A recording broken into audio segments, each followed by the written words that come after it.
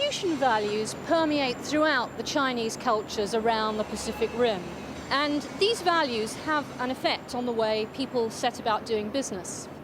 A key element of the Confucian system is the stress on harmony. This leads the Chinese businessman to spend much more time building up relationships than his counterpart would in the West. The Western way, when you try to do business in China, and you coming in and you lay down the agenda, you talk, and after you finish, then you start building the relationship after the business.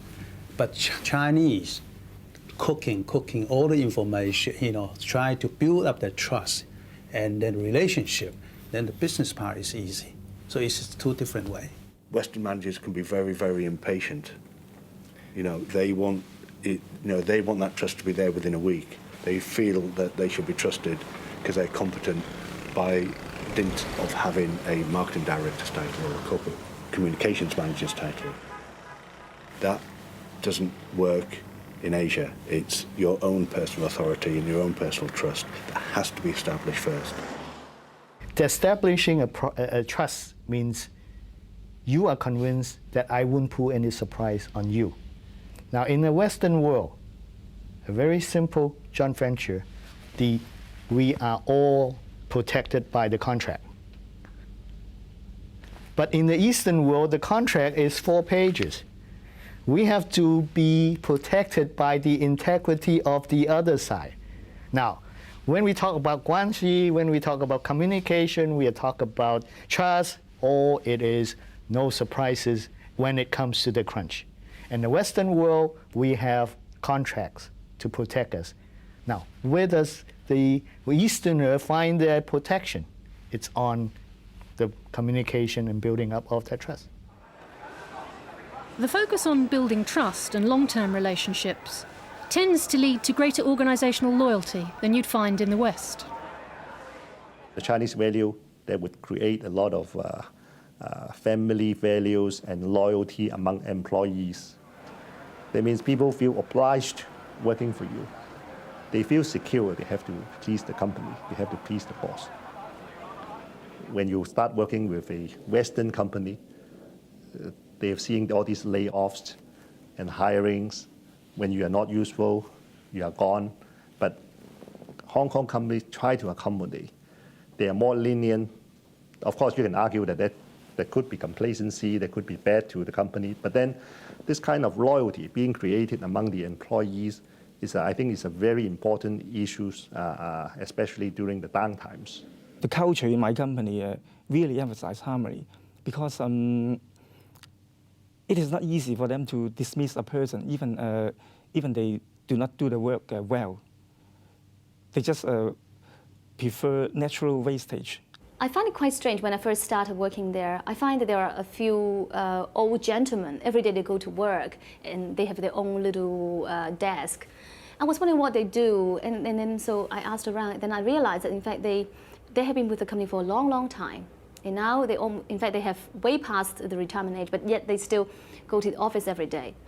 And in fact, I find out that this is the way our big bosses treat our older staff, and most likely they will be there until the day they pass away.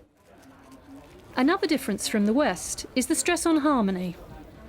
In Western organization, I think they quite respect individual thinking.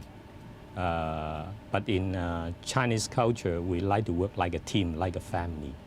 So the company style, the company philosophy is top most important. So everybody, I mean the individual, because of the cultural background, are more willing to compromise. People are more willing to sacrifice and compromise in order to achieve the harmony. We try to balance the opinion of different people, balance the benefit of our customers and our suppliers, so that long-term relationship could be established. In Asia, you have a self-mastery towards a common goal, where in the West, you have self-mastery towards an individual goal, and that's the difference. I think when you are negotiating with the Chinese party, the top most important thing is that you should start with listening to what they want, because in such way they believe you respect them. And being considerate is very important in the Chinese culture.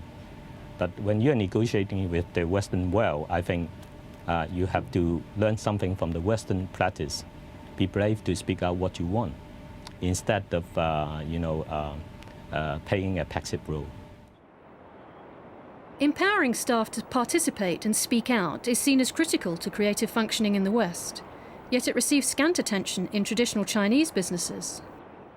Decision making is on the top, not at the lower level. So I think we have a little discretion in making decisions. So we follow the rules, even at a managing level, or even at a senior manager level, we just follow the rule. It would very likely be the chairman who asks some staff to think of, okay, there is an issue. What do you think is the best way to resolve it? I think most likely it's this way that the staff will feel encouraged rather than they having the initiation to give a new idea. In the West, we are taught that you empower your employees, they will exert their full potential, and therefore it's better for the company. In the East, if you empower them, they might feel this manager do not know where he's going. He's weak because he does not give clear direction to where we're going. So, two different mindsets.